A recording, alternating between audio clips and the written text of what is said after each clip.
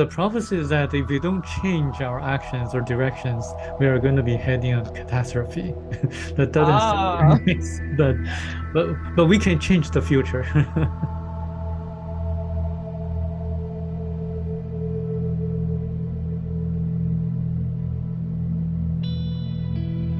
so hi, Soul Family, and welcome to my channel. I'm your host, Haji, and this is Amazing Alien Stories.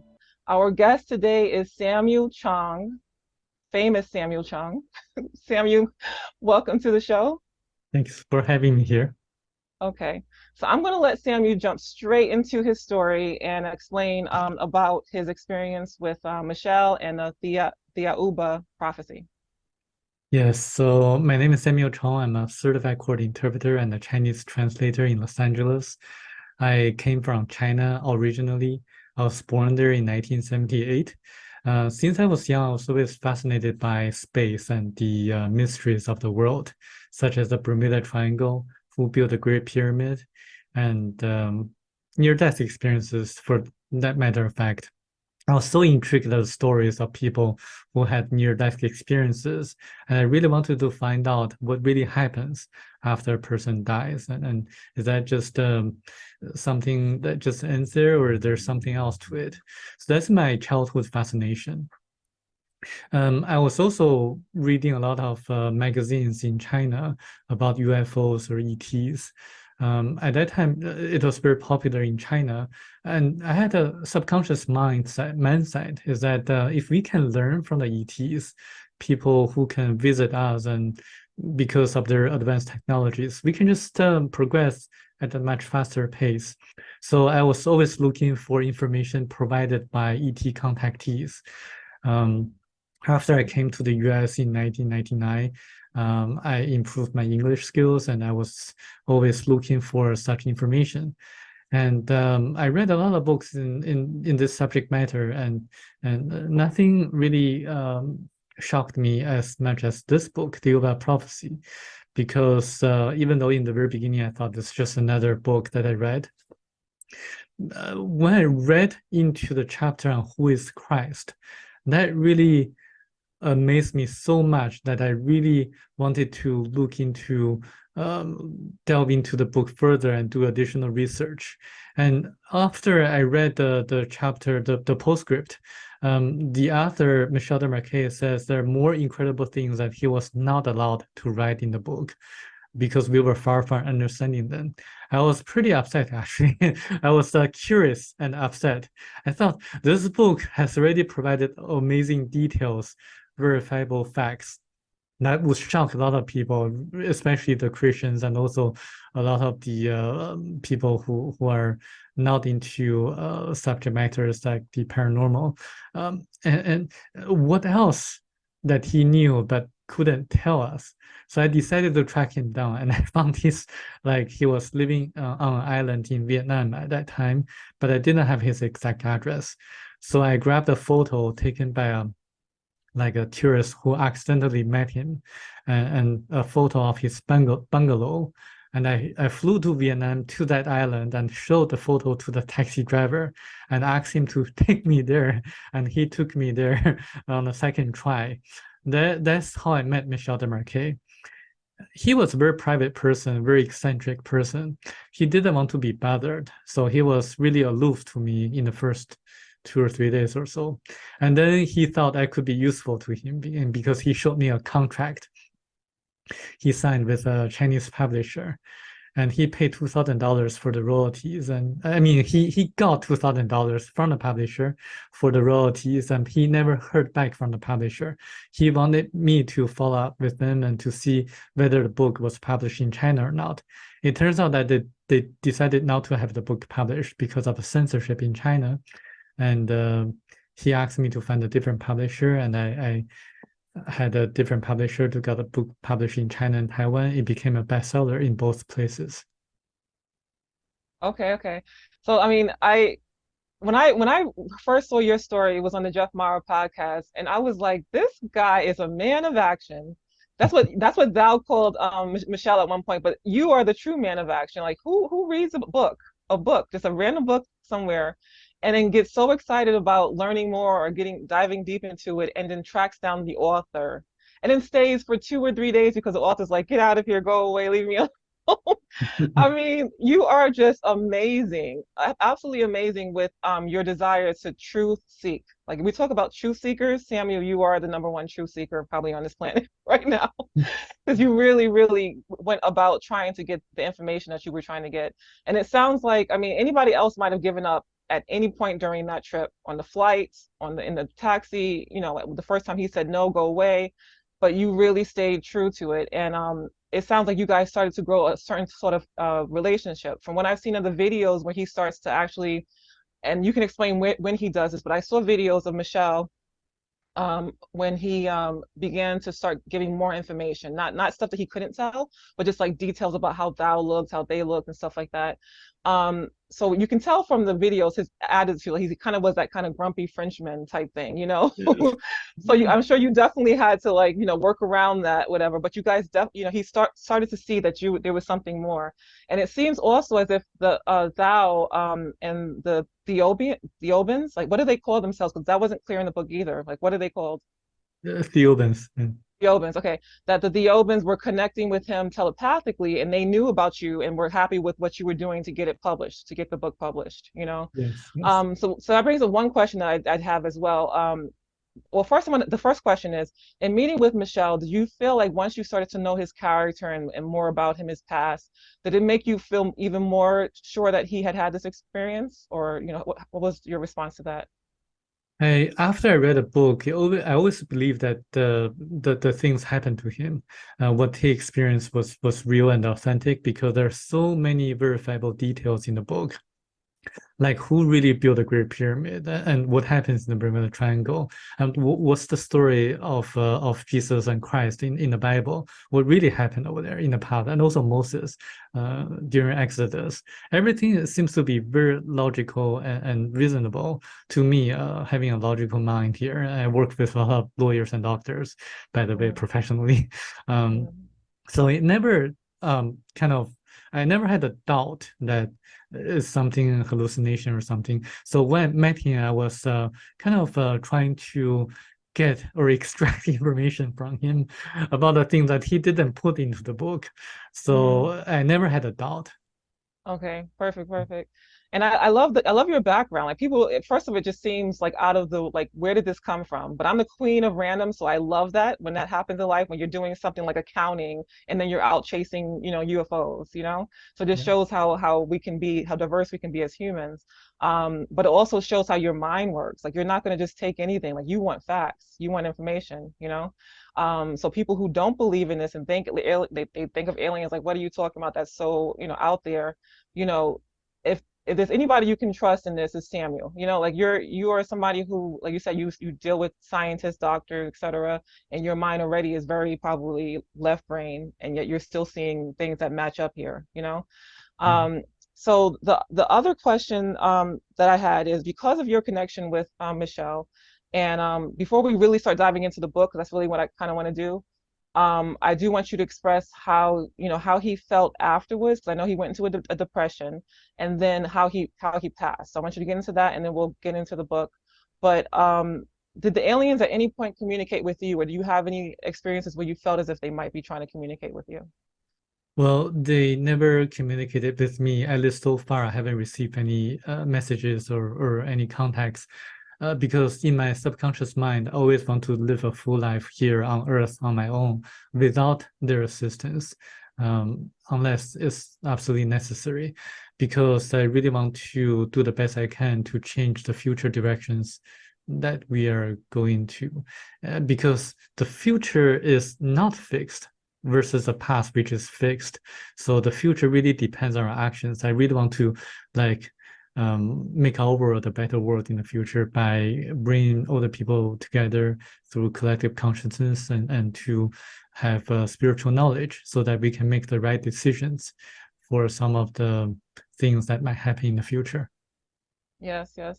I mean, when I look at you, I think starseed all over. Like, you're definitely not from this planet, originally, but do you feel like you're connected to that particular alien race, or do you feel like you're connected to any alien race? Do you feel like a starseed at all?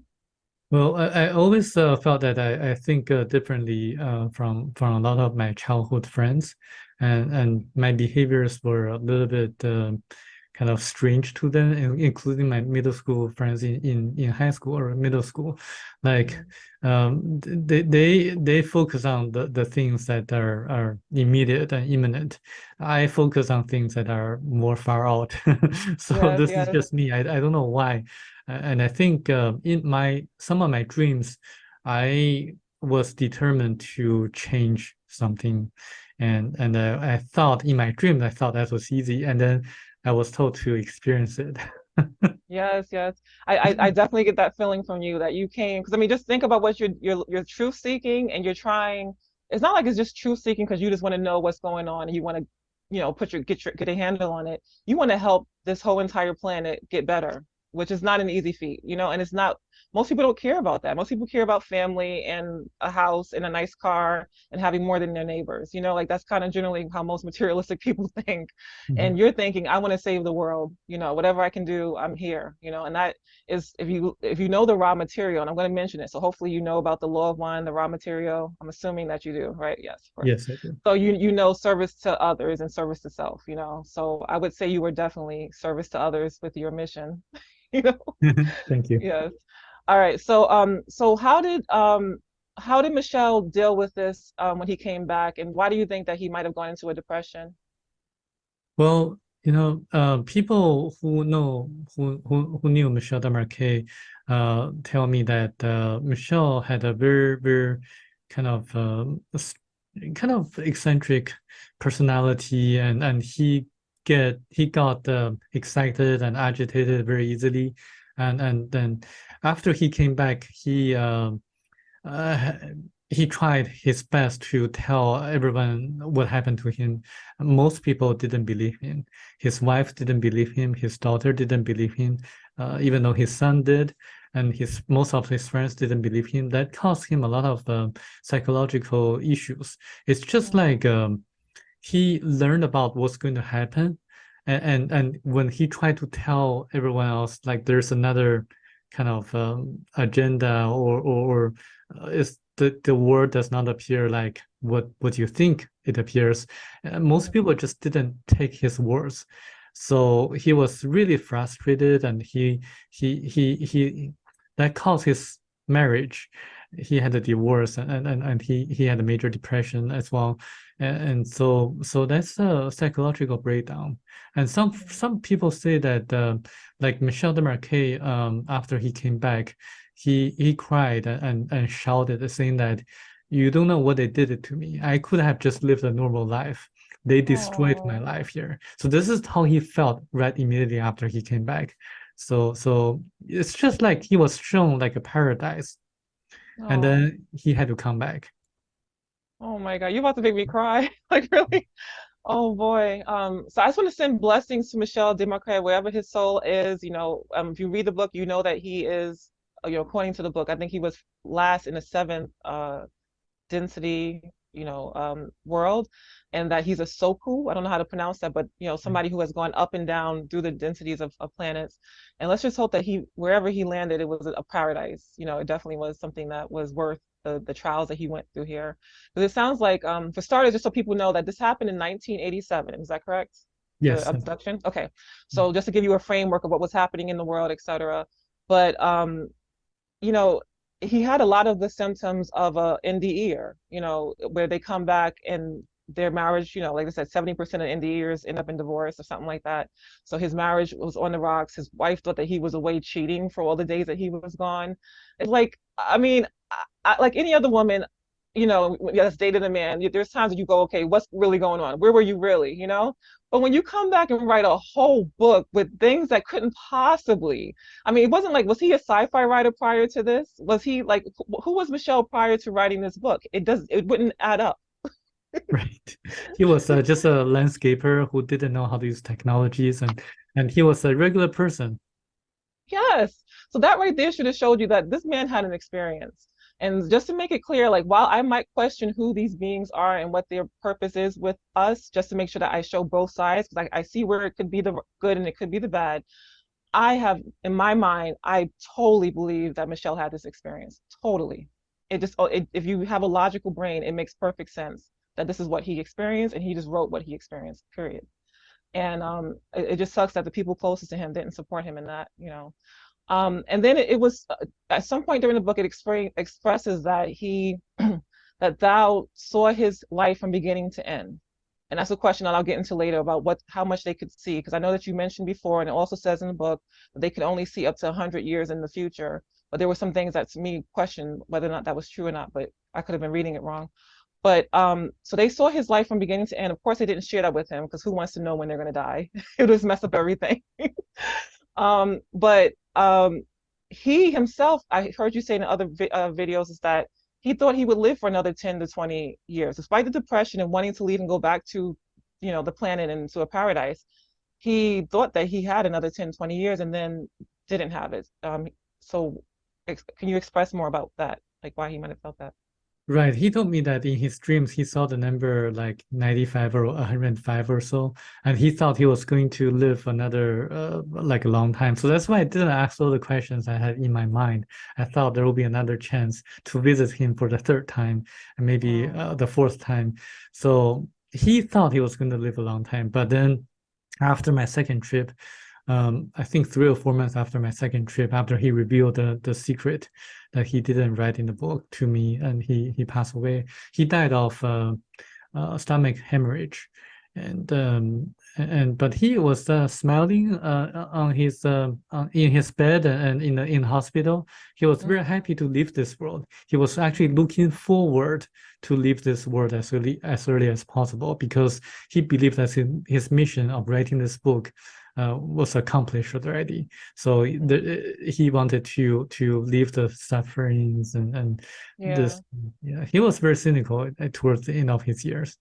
Oh, yeah.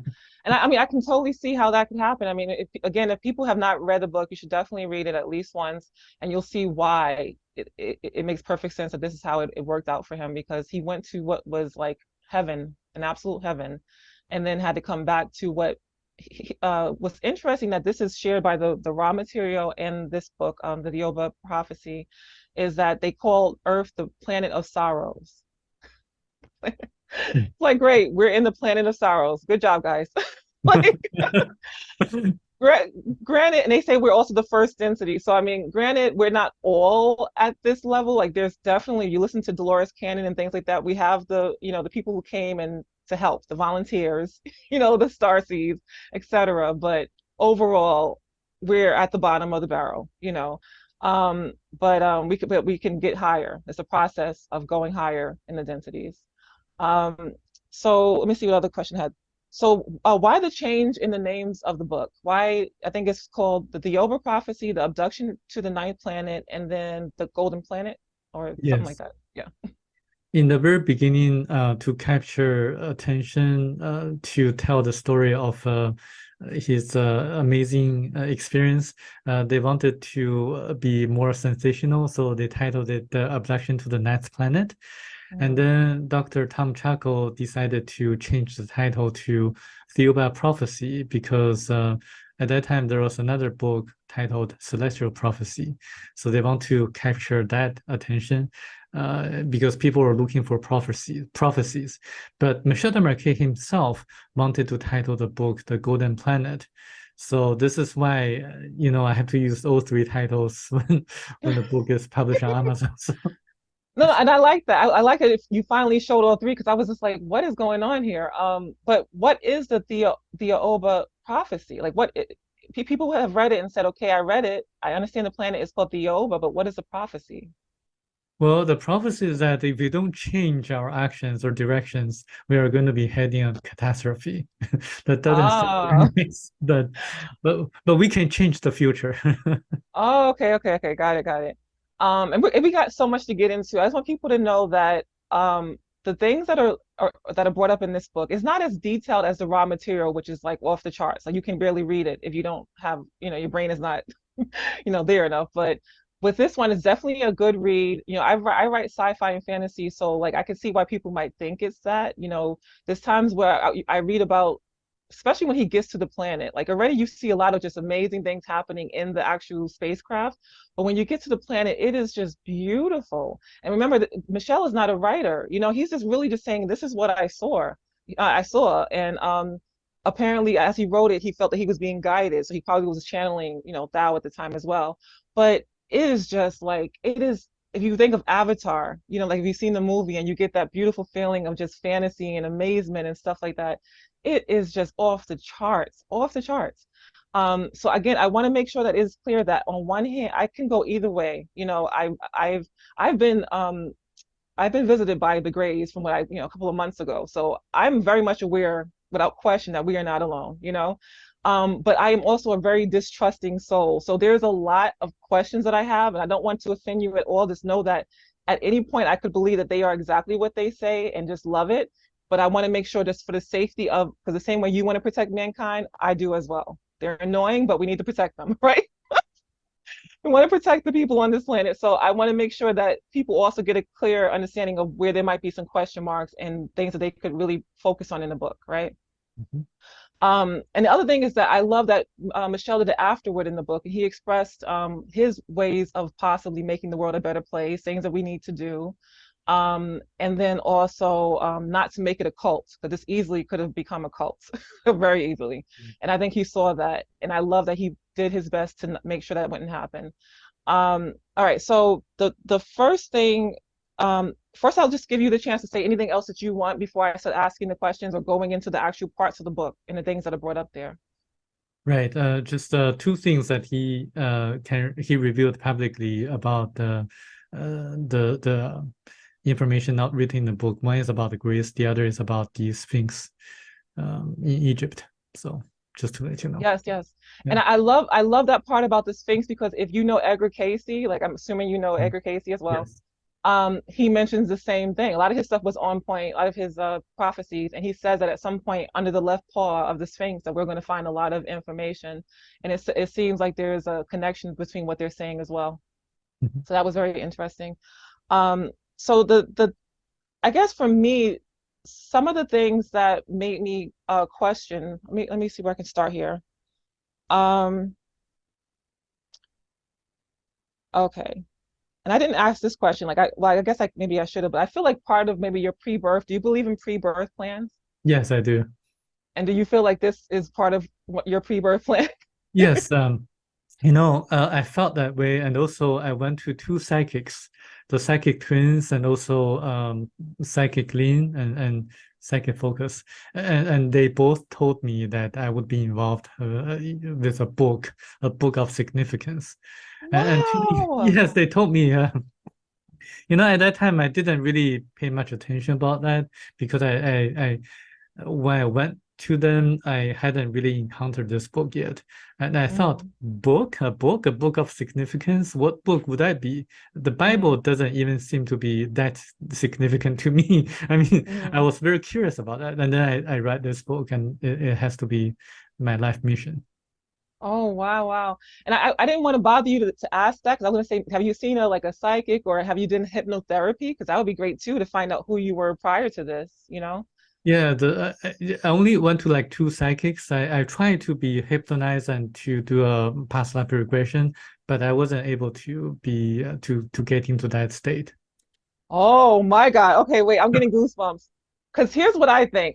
I believe you're a star seed. I believe you came here for this purpose, but I also feel like there's certain things that if they found out, and this is why I've never done it either, if they really got into your psyche and started to do that, they would literally have to be blocked. Like they could not get the information that you have. So I'm not surprised at all to hear that. Wow. Interesting. Mm. Okay. And even with this, I'm going to try not to get us into too much trouble. So I want to keep my questions, try to keep it. Okay, so is so I'm going to ask him just randomly, and if you don't have an answer, just say pass. But is the continent of Mu, right? Is it Lemuria? Is it the Lemuria. same? Okay, They're the okay. same, yes. So Lemuria and Atlantis were around at the same time. Okay. Um, Now one of the things that they mention, it's just so much here. One of the things that they mentioned, okay, so just so that people understand, because again, if you don't read it, you're not going to understand what we're talking about. But so maybe read the book first and then come back to this interview. but they believe that there are nine. I'm going to start with this. They believe that there are 9 planets to a solar system, right? Yeah. Which that idea in itself has brought me into so many spaces because as a child, I was taught, we even had a teacher who sang a song about the 9 planets of our solar system.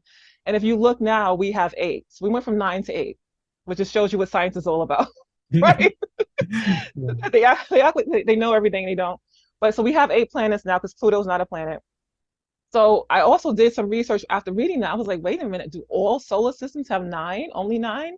And I, Wikipedia'd it and Googled it, and there, I've never seen more than 9. So if somebody knows differently, please leave a comment so that we can look into this. But they're saying that the 9th planet of any solar system is the highest level planet, right? And that's what Thiaoouba is for, I guess. But here's my question. So I'm getting to a question because this is what confuses me in the book, is that they make it seem, and when we get into all the details, they clearly have interfered with uh, our evolution from the beginning. Like since people came on this planet, they have been interfering to the point of creating whole religions. We'll get into that in a minute. Um, and they're saying that they are like the guardians of the galaxy, which is interesting. So guardians of the galaxy, or no, One wait, of wait, the three. One of the three planets. say it again. So there are three planets that are guardians of the galaxy. They're one of the Oh, three. Yeah. oh, okay, okay, okay. Was that in the book, or did you get that from outside the book? It's in the book. There are three category 9 planets in our galaxy. Oh, okay, okay. So that's where I got confusion because I was like, if unless they are the 9th planet and they're just hiding somewhere in our solar system, I'm like, why would they be able to Mm. to interfere with us so much? So what happens is that so we have the solar system has 9 planets, and other solar systems also have 9 planets, and then the star, which is the sun, is actually the center of the solar system, and there are 9 stars like the sun, rotating or revolving around another bigger star, and then 9 bigger stars revolve around the even bigger star until the center of the universe. So this is like a pattern to be proved by astronomers. And what Tao said about the 9th category is that in the universe, there are 9 different categories of planets. Earth is a category 1 planet. Thiaoouba is a category 9 planet. So in our galaxy, there are 3 category 9 planets who are the guardians of the galaxy. And Thiaoouba is in charge of Earth and also other planets in their region. And so we are actually mentored by people from Thiaoouba throughout history. And but we found different planets, like the blacks and the yellows came from a planet called the Baccaratini, Mm. and then the Polynesians came from a planet called Arima X3, and the Jewish people came from a different planet called Hebra. And the Jewish people actually came from a category 3 planet, so they're a little bit different from the rest of the people. They came here about 12,000 years ago, so so it's a very interesting story, and some of Yeah. the things you can connect the dots, and you can, yeah, it's a very interesting Yeah, book. yeah. And I want to say that for some things, I definitely, and this is why I'm so skeptical because there are times where you get things that you know are the truth. Like it just resonates with you, or it could be proven. Like you wait a couple of years and it's proven. Like for instance, when they talk about the needles that were put out into space that the public weren't aware of, and that they had to clear those needles, right? You remember that part? So that was a very key part. But at the same time, I know that with any, with the negatives, like we have to know that there are negative aliens out there that they know much more than us, and they are capable of giving us a lot of positive and true information, and then putting in stuff that's not the truth. So we just have to be careful with that. But there's a lot of in this book that is just like, especially on the spiritual side, talking about the canal, like if they spoke about NDEs, and me being a researcher of NDEs, I have to confirm that a lot of what they said was completely accurate with the NDE. And in saying that the tunnel is really that psychic, I guess, link between yourself and your higher self. Yes. So that the light that you're seeing at the end of that tunnel is not God or something like that. It's just your higher self. And that's Yes. been confirmed by some NDEers. So that was that's what I'm saying. So some things I just felt like, oh, this is awesome. But then there were other times I'm just like, what is happening here? And the things, so you explained why they would feel like they could lord it over us, that they are supposedly, out of the three, they are the ones, I guess we're their assignment, like we're under their guardianship. But then when, like I said, when I bring it to other things that I know about, so people talk about the Galactic Confederation that came up in the raw material. It comes up with a lot of people who are connected, saying that they've actually been in meetings of the Galactic Confederation, which is made up of innumerous, I think it's 50 something or more, I don't know, but different planets, people who consider themselves the guardians of the galaxy. So I was just curious how, if it, at all, is it possible that those two things could coincide, or does one have to be wrong? No, when I look at the some of the experiences of other people, I always try to see if they can provide specific verifiable information that we can verify that normally people didn't know about, and a lot of them cannot provide information or historical facts about what happened during Exodus, what happened to Jesus and Christ, and I have a very logical mind. I need foundations, specific proofs, information that can be verified, and it's just like building your credential. So I think unless they can provide such information, I think their information has to be discerned. So actually, over the years, over the last 2 years or so, I've been trying to interview people who have such experiences. And one of the people told me he claimed himself to be ex Illumin, like originally from the Illuminati, the Okay. organization. Yeah, Yeah. ex-Illuminati member. And he told me that there are technologies that can impose certain scenarios, like hallucinations, into a person's mind, causing the person to think that they went through a certain experience, such as going to the moon and going to Mars and having this kind of experience in a secret space program. In Mm-hmm. fact, that's just a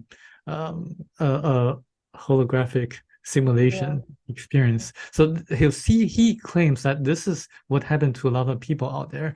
I don't know what's going on, and I think it's possible that when you see so many people say that they're like uh, like different projects on different planets, I think Mm-hmm. it's quite impossible to be realistic because they have to solve a lot of issues that we have to solve, like the oxygen, and also food, and also like living necessities. It's hard to live on Mars nowadays. I mean, you just have to use your logical mind and common sense to see if those are real or not. Yeah. But I mean, I'm surprised to hear you say this, because I mean, a lot of people could use that same logic to say that, Michelle's situation, experience didn't happen. Like Mhm. even within the book of Thiaoouba, they mentioned that the people of Aramo X, I think when they came back, I think it's Aramo X, that they created a establishment on the moon. And this is something Yes. that is confirmed by a lot of people, not that particular group, but they say that there have been installations on the moon and that people have seen that through remote viewing and things like that. So, um, you know, it, there's a point where, like you said, we just won't know. There's a point where we just, unless we are in that experience, we won't know. But I totally agree with this guy in regards to the technology to create uh was it holograms? Um, Holographic yeah, simulation. holographic simulation, because first of all, I see that as I started to really dive deep into NDEs, I started to say, wait a minute, this might be alien tech. Like it's just some things are just not matching up here. And I think that, if you look at the book, I mean, we're looking at a book right now where it said, and it made it very clear that, if you remember what his time on the spaceship, when he was uh he was shown a simulation of them crashing into like an asteroid or something, and she Yeah. showed you, like, this is not even a tenth of what we can do. We can make you think, and especially, and she acted on his fear. That was another important thing that people have to understand. Fear not, get rid of fear, because I think that is definitely something that these technologies can work on. So get rid of any fear you have, start working on any phobias, because she was able, just with that little piece of fear that he was afraid that they might have a crash, create a whole scenario that was so real to him, it freaked him out when he saw that they were perfectly fine.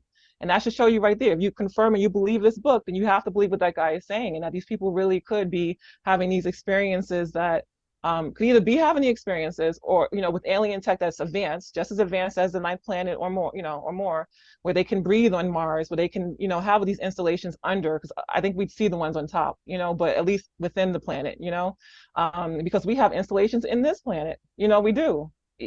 Whether they don't, not to say that they have to be as exotic as what some people are saying, where like you have grays with whole installations of hybrids just ready to take over the world underground.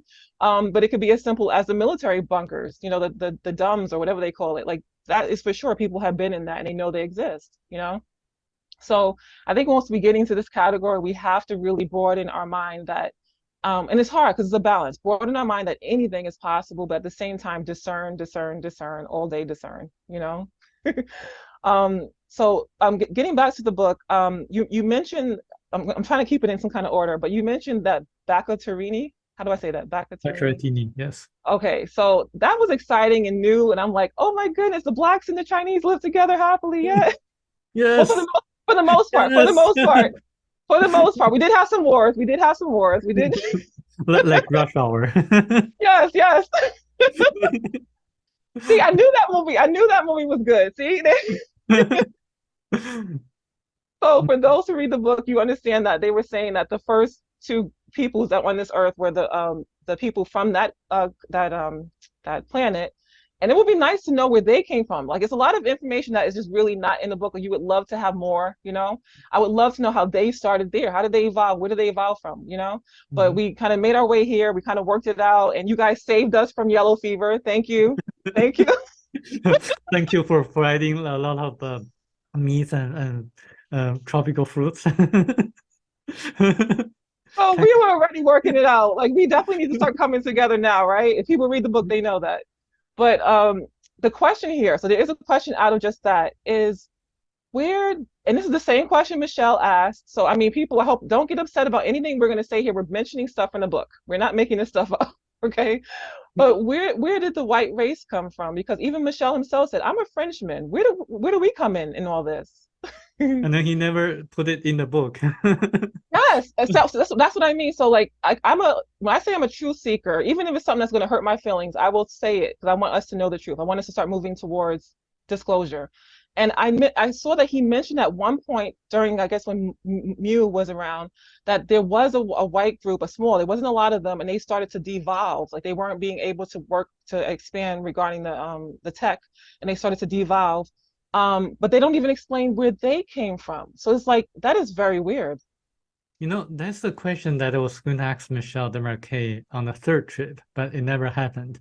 So I have to ask like people who, I'm going to ask people who knew him and to see if they can provide some answers. But according to this book, they kind of devolved in a very primitive state. And that's kind of, I don't know, like how people would perceive this information. And I don't know if they're going to be upset about it. I don't know. Yeah. And I mean, and I noticed that about this book, like there are some things that definitely, like when we talk about, same sex, whatever, it's some things that would definitely upset people. And that's, like I said, I'm on the fence because there's some things, like I said, it makes me think, okay, who are these aliens? This is sounding very scary. And then there's some things that I'm like, okay, if they really wanted to like conquer the world or do something like that, they would be giving us a very easy to digest message, and they definitely weren't, and because then, okay, so we're staying in the genealogy of things. When they talk about, and you mentioned it already, when they talk about the people from Hebra, and out of the like 7 or 8 or 15, whatever scientists, it only ended up being 3, a man and 2 women. They literally say that, first off, that the story of Adam and Eve is not the truth, that it really was those 3 that started. So literally a threesome started the Jewish, or I don't know what you would call it, but the Hebrew, I'll say Hebrew so I don't get in trouble. So Hebrew group. And here's why I have some questions. So let's focus on this now. So because this is where I really, I don't know if it's my own personal whatever, but this really started to like irk me. Like I started to say, I don't know how I feel about this, not to say that it's not the truth, but I started to definitely question things here. Because they're saying that they were a higher advanced, from a higher advanced civilization. and just for people to know that if you are going from a lower to a higher, you cannot be on the planet for more than, is it 9 days before you die? Yes. Yes. Okay. If you're going from a higher to a lower, you can stay longer, but you don't want to because you're going to start having some bad luck, Right. That's right. right? Yeah. Okay, so that was their case. They realized that they were on a planet that was much lower, well, just lower, and that they started to have bad luck and things started to go awry. My question, because this is where I start to have question marks about this particular alien group, because I just feel like it's a lot of egocentricities, and it just it could just be because they are superior and they're just being themselves, or it could just be like there really is a problem here. But they really talk about and this is something that's happening now. So this is very relevant to current events where they themselves are saying that the Jews are the chosen people and that they were chosen by them. So to be very clear, they were chosen by them for the purpose of that they knew that they were more advanced spiritually and they wanted to protect them in this world that they weren't supposed to be in. I'm going to come back to something on that. And then they go on, and we'll get into this all later too, is that they say that they were in the Old Testament, or I guess in the Bible in general, when they talk about the voice of God, that is really them, or like when they talk about the angels, etc. So this is going to mess up a lot of people's foundation here, right? Yeah. So, but it also means that they did a lot of meddling in the Middle East, and could they potentially be the reason for the problems that we have there now? Is my question. Probably not, because to my knowledge, I think they wouldn't create wars. They wouldn't create wars on Earth. And they always want to lead us to peace and harmony and love. This is why they sent Jesus and Christ to us, and also led Moses out of to lead the Hebrews out of Egypt. So they would never start wars on us. I think this is just our own kind of greed, and also a lot of the issues that we have. So the world really doesn't work the way that it appears to be working, like to most people. Because I translated another book from German into English. It's called 334,000 Lies. It's supposedly written by the former chair of the Illuminati, the highest degree chair of the secret society that founded in Germany. So in that book, and I think that book describes what really happened of the author's personal experience as well, how he was just a college student and led into this secret society. They talk about how they influence the leaders of the world. They talk about how they practice and develop their psychic abilities to influence the mind of people. They talk about how they manipulate world affairs and politicians and create conflicts. And also, when I look at this issue, I think it's hard to convey this idea to a lot of people, because they just think that the wars just happen because there are ideology differences in people's beliefs. But if you really look at who profits from wars, they would be the military-industrial complex, the arm dealers, and also the weapon defense companies. So in the last few years, I mean. There were kind of a few years of peaceful period of time in which no war was started by the United States. If you really look at it, who would be really worried about that? That would be the defense companies, the people who make a living selling weapons.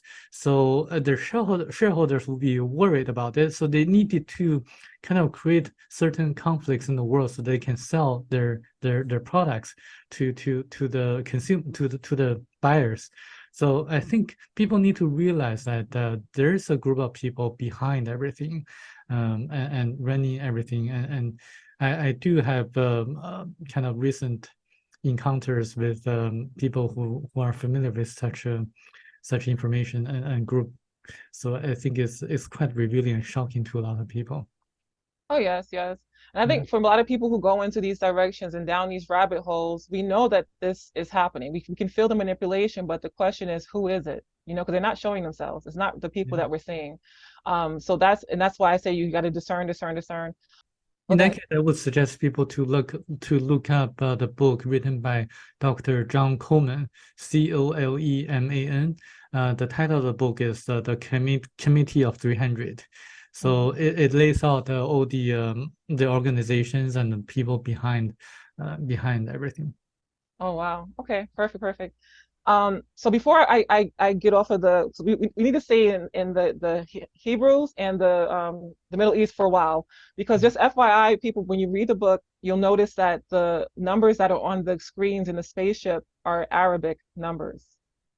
Like the numerals that we Yes, the use. numerics. Yes. So I mean, their connection to the Middle East to me sounds like off the charts. And it brings to mind another question that I'll get into in a minute about the Anunnaki.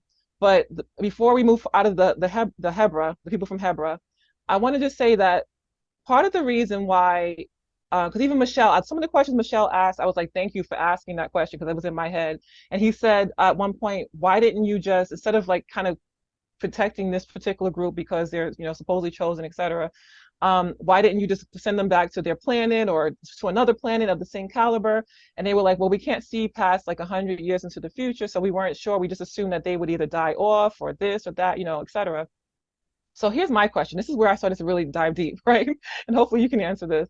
So once they started to, however they decided to do, because starting with three people creating a very enclosed society means that there's some level of incest that's going to happen. But once they started to procreate, why, given the spiritual order of things, would you said they're from the third density, would third density souls be coming into bodies on a planet that is first density?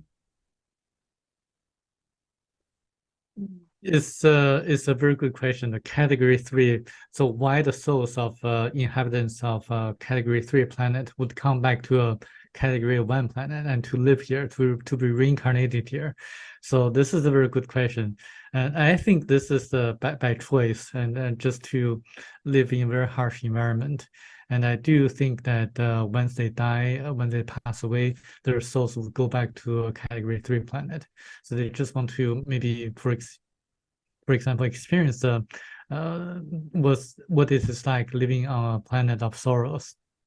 I Mm. think this is just my personal opinion. I don't know. Yeah, I mean, because I'm glad you had an answer for that. Because to me, it's like I think it's just a big question mark in the book, another big question mark, because it's like that was their reasoning behind helping them throughout all these different trials and tribulations that they had, was that the assumption that, because obviously after what 100 years, the three founding Hebrews were gone, and then it was just their descendants, and it's like who's to say that they still are at that category of spirituality, as spirits? It just doesn't make any sense unless they're worrying about the genealogy, like the physical trace, the blood, the whatever of the body. Is like, so it's a question mark. I think a question we don't have an answer to then, I guess.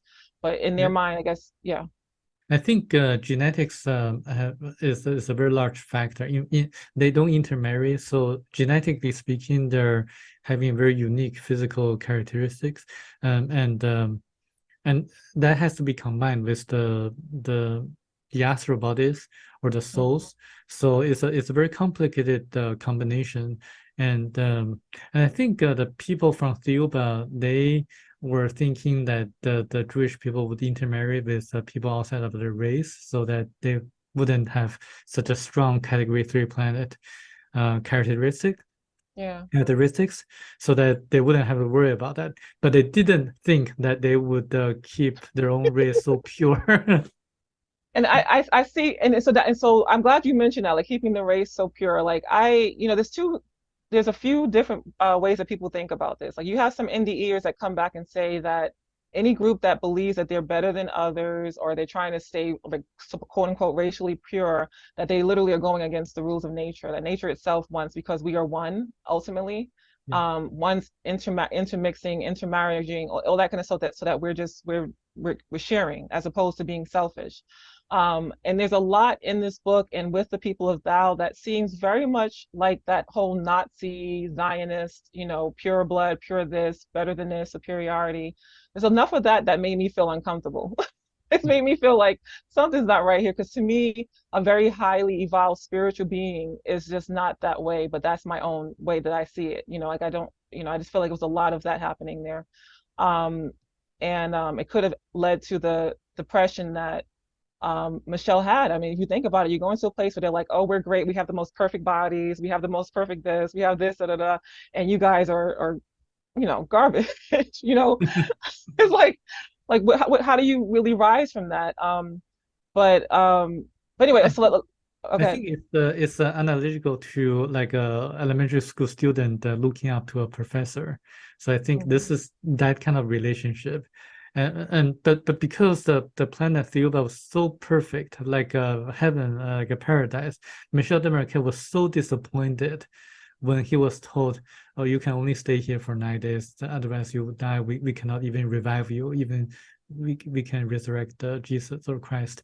And then he had to come back here because he didn't belong there. So this is Mhm. what made him so kind of psychologically Yes, yes. And like I uncomfortable. said, so I mean, on one hand, like you said, if it really is the spiritual way that things are, then that's perfectly fine. It is what it is. There's rules, there's clearly universal rules. But Mm, if it's not, like I go back to the Jupiter Ascending, I think it's a movie. yeah, It didn't get good reviews, but anybody who knows, and I've heard several people who are very clearly, versed in all this stuff, and they say there's a lot of truth to that movie. And whether you call it the Anunnaki, the reptilians, or some other group, there are negative ETs that are advanced because the negatives are allowed to go up to a certain point. So they are advanced, more advanced than us, and they're potentially manipulating us, potentially, you see signs of this everywhere. Like talk about the cabal. I don't think it's just human. When you really see the worst of humanity, it literally does not seem human. It seems, some people might say demonic, but if you know about the reptilians and you know the characteristics of some of these groups, you go, oh, it could just be them, possessing these people. I know what Michelle was is going to respond to what you just said. He is going to say like there are two things. One is about the grace.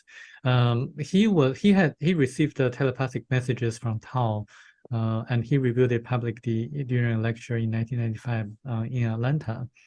And he said that Tao told him that the grace also came from Category 1 planet. Mm, They did implant on like 150 people or so on Earth by that time, just to observe us, to see how we respond to the same issues that they had been encountering, which is the increasingly decreased immune system. Because we have been losing our immune system since 1948, and had they had the same problem, and they're a dying race. And they did the implants just to monitor us, and there's absolutely no need to worry about the implants because Tao and their people have been watching their activities closely, just to ensure that no harm is caused on us. And the second point is that when Michelle was asked about the landing on the moon, and he said we were worn down from the moon. So that's why we are told we haven't been back on the moon for 50 years or so, even though with more advanced technologies and lower costs of going on the moon. We did land on the moon, but we were worn down by the ETs because we were not ready, because we would pollute the places we visit outside Earth. So if they prevent us from going back